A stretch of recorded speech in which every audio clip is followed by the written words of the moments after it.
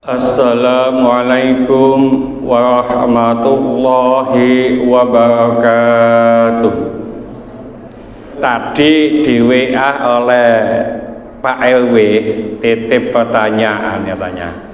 Pertanyaannya 3, tapi yang 2 itu sudah kita jawab sebenarnya sini.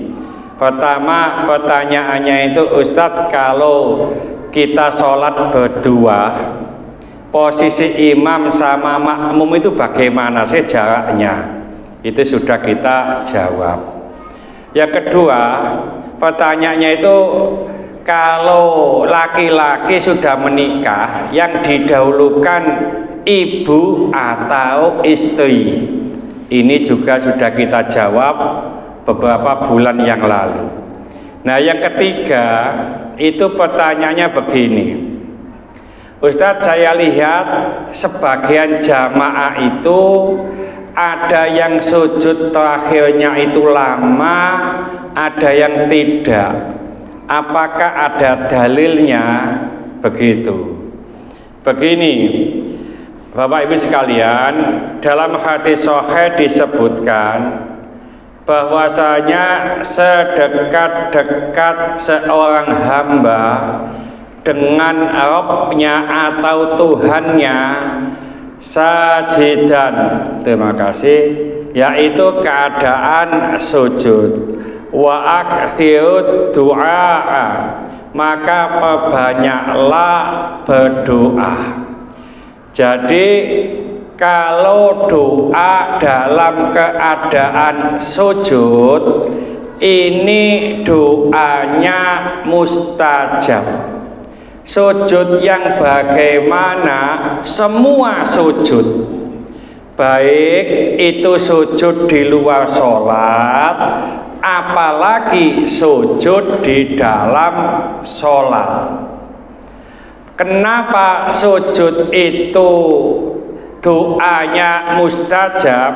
Karena begini, tidak ada perbuatan yang menghinakan dirinya kepada yang lain kecuali dalam keadaan sujud.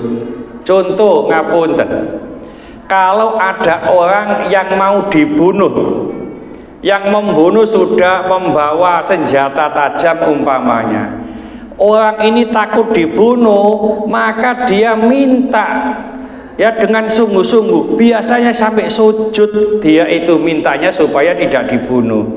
Artinya apa?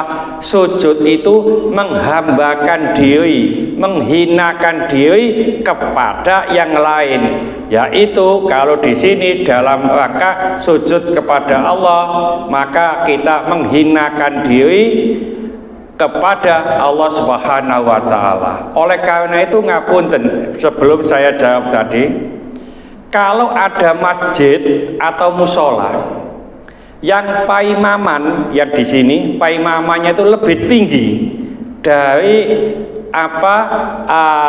jamaah ini, maka ada yang mengatakan itu makruh. Kalau kita lihat di kitab Al-Fiqhu 'alal Madhahibil Arba'ah yang dikarang oleh Syekh Abdurrahman Al-Jaziri, empat imam ini, Imam Hanafi, Imam Maliki, Imam Syafi'i, Imam Hambali, mengatakan kalau paimaman itu lebih tinggi dari makmum ini, maka itu makruh.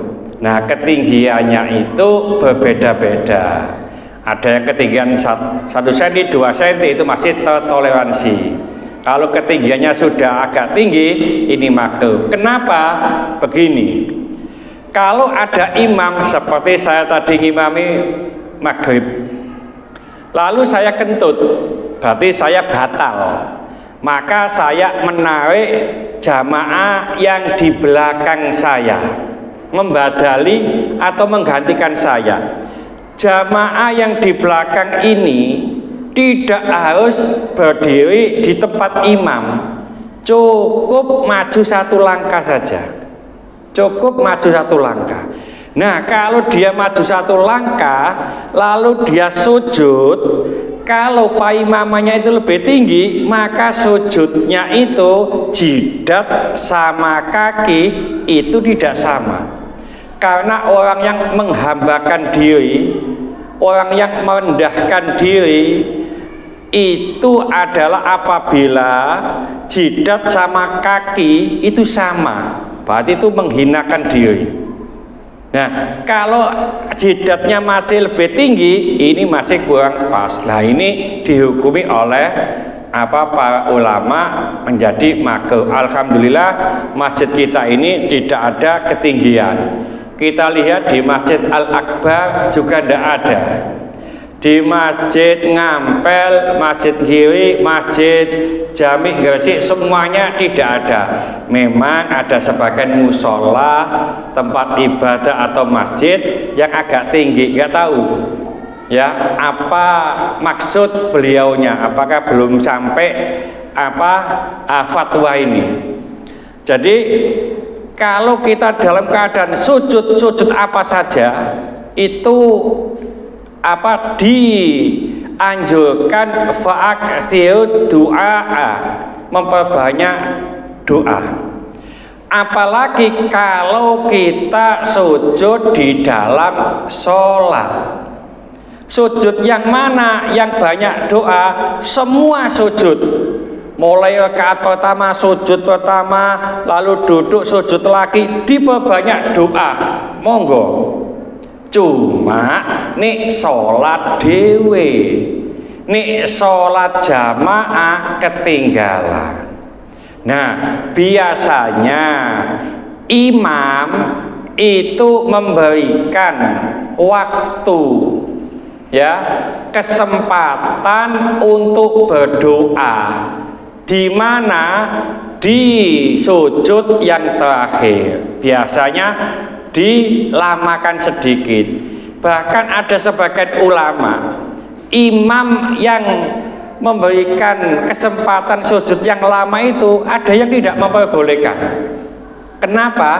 Karena untuk menjadi imam itu dianjurkan supaya imam itu meringankan sholatnya.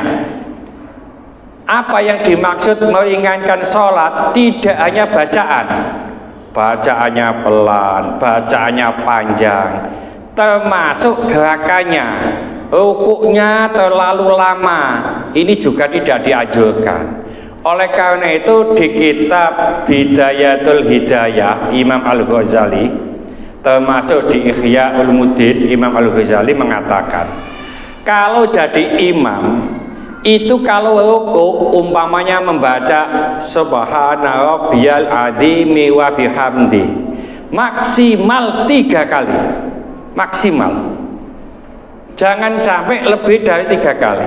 Sekali 2 kali monggo, maksimal 3 kali. Nek sholat dewe upayakan 5, 7 sampai 9 kali. Jadi kalau sholat sendiri ke Subhana Rabbil Adzim wa bihamdi paling enggak 5 kali, paling enggak lah.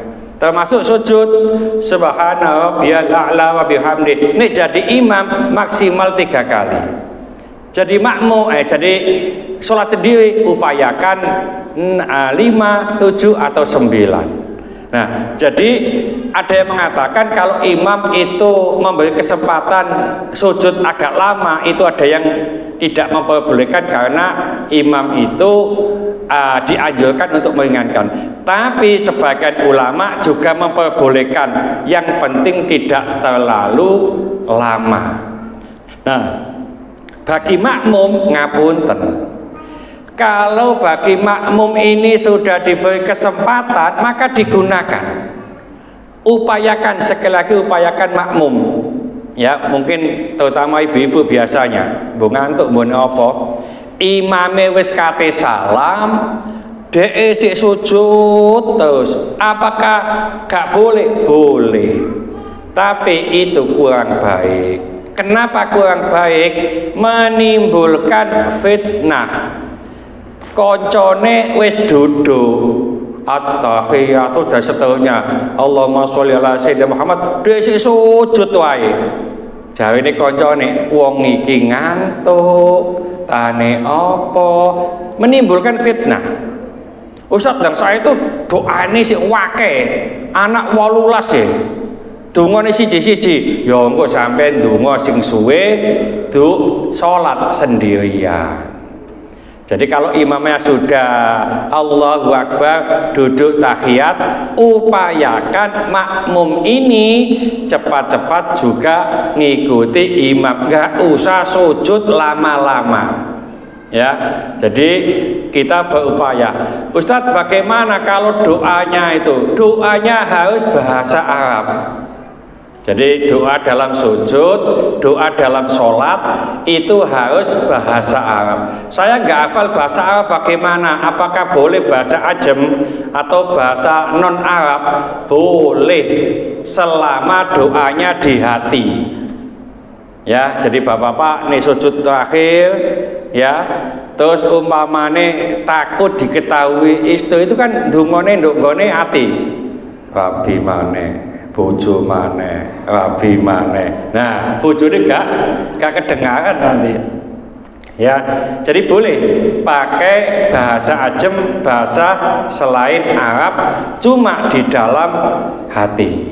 Ya, jadi kita upayakan berdoa sekemampuan kita. Ini jawaban dari yang ditanyakan oleh Pak LW tadi. Ya, kenapa jamaah itu sujud terakhirnya ada yang agak lama, ada yang tidak umpamanya, terutama kalau dipimpin imam. Sekali lagi ibu-ibu, bapak-bapak, kalau sholat sendiri upayakan sujudnya agak lama, ya. Jadi banyak berdoa. Tapi kalau berjamaah, maka kita harus ngikuti imam. Nah, imam juga berusaha untuk meringankan sholatnya, baik bacaannya maupun gerakannya. Ini terus sering saya ingatkan, ngapunten Bapak Ibu, kalau jadi makmum masbuk, ya, atau jadi makmum, kalau salam upayakan itu imam sudah selesai salam kedua, assalamualaikum warahmatullah, assalamualaikum warahmatullah, baru makmum itu mendapat kesunahan. Salam itu gini Pak, ngapunten, menurut mazhab Syafi'i, ya, kalau kita salam menolehnya itu pipi kanan ini bisa terlihat oleh belakang, tidak belakang pas ya, tapi agak ke sana, ya. Dada upayakan masih menghadap ke kiblat, jangan sampai begini. Ini sudah tidak menghadap kiblat, jadi tetap begini. Nah, jadi ini bisa dilihat di sana, mana gini ya. Nah, ini dilihat di sana bisa. Jangan sampai diongkek dadanya tidak ke kiblat.